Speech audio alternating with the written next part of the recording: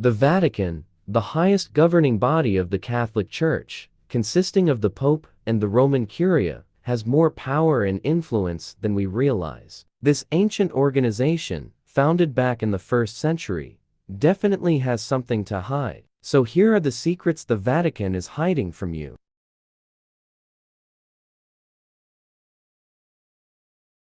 Vatican City is the smallest state in the world. Its area is only 44 hectares. Nevertheless, the country prints its own postage stamps, issues passports and license plates, and has its own flag and anthem. The Vatican is an enclave state. It is located entirely within the territory of another country. The length of the Vatican state border with Italy is 3.2 kilometers. Vatican citizenship is granted only to those who are in public service, such as ministers of the Holy See and members of the Pope's Swiss Guard. According to the Lateran Agreement of 1929, if a person ceases to be a Vatican citizen, he is automatically granted Italian citizenship. 95% of Vatican residents are men. In total, there are about 840 people living in the country. The Vatican has its own national soccer team. It is made up of members of the armed forces, members of the Papal Council, and curators of local museums. Vatican residents drink more wine than in any other country in the world. There is not a single airport in the Vatican. There is one helipad and a railroad connecting the station at St. Peter's Basilica to the main Italian network. The Vatican's main sources of revenue are donations from Catholics around the world and tourism.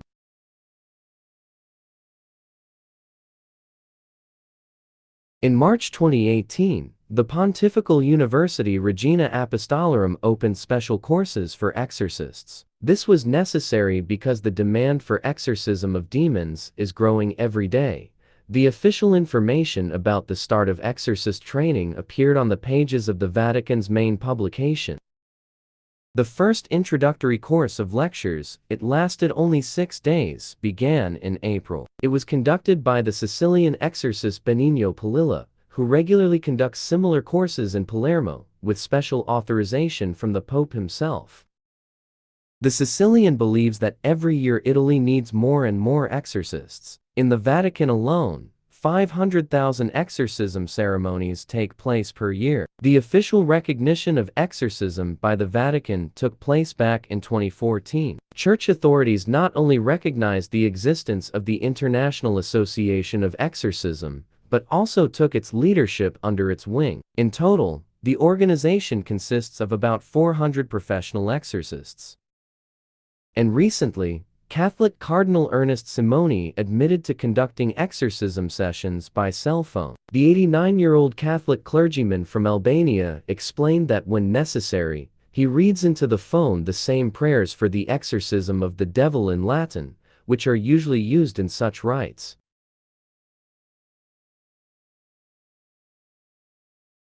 The Vatican Bank is the bank of the Roman Catholic Church and is known as the Institute for Religious Affairs. The bank was founded in 1942 by the head of the Catholic Church, Pope Pius XII.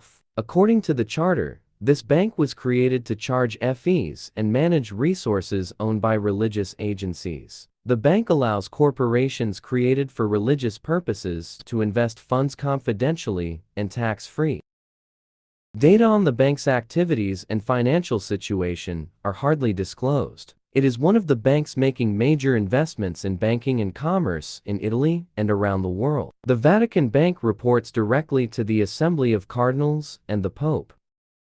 The bank has been involved in a number of money laundering scandals in recent decades. The last major scandal involving the Vatican Bank occurred in the 1980s. The head of the Italian bank Ambrosiano Roberto Calvi was murdered and the institution, accused of laundering money for the Sicilian mafia, went bankrupt.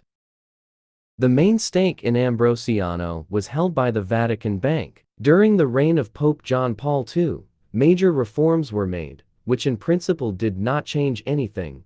The Italian mafia and corrupt officials enjoy using the services of the bank.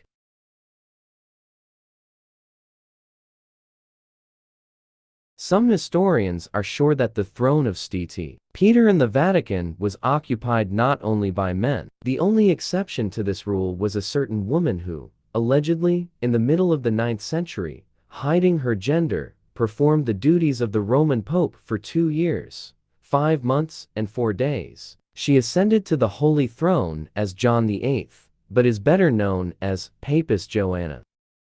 The Catholic Church firmly rejects the fact of the existence of a papist. Indirect evidence of the possibility of a woman on the papal throne suddenly appeared in 1276, when, after the death of Pope Adrian V, his successor took the name John XXI.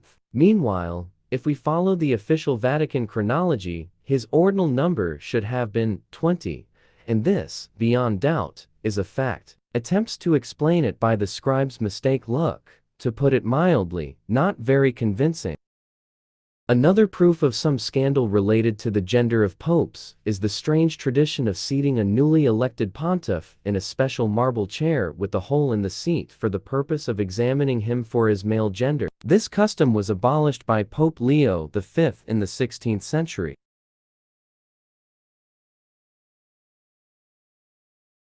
His real name was Rodrigo Borgia. To this day, the name Borgia is associated with the scandals that occurred during his reign. Alexander VI was a wealthy Spaniard and essentially bought the papacy by bribing the voters who supported him. Alexander also saw no problem in putting many of his relatives in power or eliminating rival cardinals. He was also a ladies' man and had several children by his many mistresses. He financed some of the most famous works of the Renaissance, but the Pope covered all his expenses from the finances of the Church. Leo X sold indulgences, special certificates that could absolve sins, or even bring the dead back to life, thereby offering believers to supposedly atone for their sins with money. In fact, Leo used his title of Pope to enrich himself by deceiving people. Boniface had many enemies. However, Boniface's strongest feud was with the powerful King Philip IV of France. In 1302, Boniface issued a document, a papal bull, that placed the kings of Europe and their armies under his supreme command. Boniface also argued that kings should serve the Church at the first order of the Pope. Philip was clearly opposed to this order and ordered Boniface's capture after learning of the Pope's plans to excommunicate him.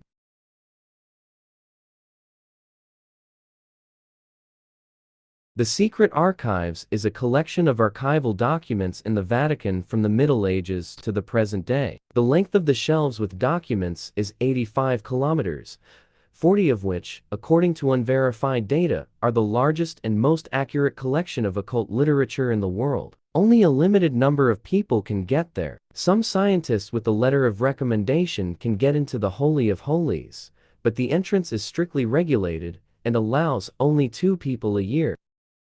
At the same time, entering the archive does not imply free movement and access to any documents. The visitor specifies the topic of interest in advance, and the appropriate literature is selected for him. Such closedness causes excessive interest and the birth of all sorts of versions about what the Vatican archive really holds. There is an opinion that archives keep documents about earthly life of Jesus Christ. In fact, the Church keeps silent about the years of the Savior's life, starting from his childhood years up to the moment when he was 30 years old. Actually, society knows only some years of his life and activity before crucifixion. Researcher and writer Dan Brown, based on the materials he discovered, has suggested that Jesus was married and even had children. Such documents may well be kept in the Vatican. Their disclosure is not in the plans of the clergy, as it breaks the whole idea of Christianity, and the need for the Pope in this case would be called into question.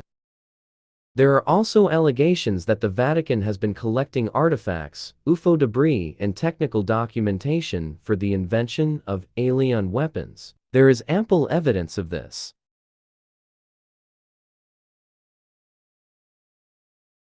The 65th Pope Benedict XVI, born 1927, was associated with Nazi Party activities during his youth. Joseph Ratzinger, the Pope's lay name, came from Bavaria. He is, incidentally, the first Pope in the last 1,000 years to be of German descent. and in 1941, he became a member of the Hitler Youth, a youth organization created by the Nazis. It is worth saying that he did not hide this part of his past, but every time he condemned Nazism and the activities of the Nazis.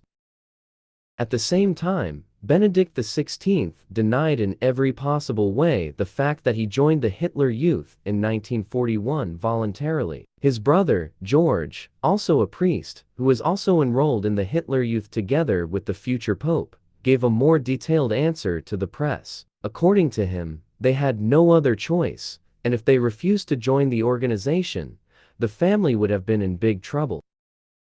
There is another version of how he got there. The fact is that participation in the Hitler Youth allowed young Joseph to pay for his education at a low price. If you liked the video, then don't forget to put a like and subscribe to the channel. There will be a lot of interesting, shocking, and exciting things ahead.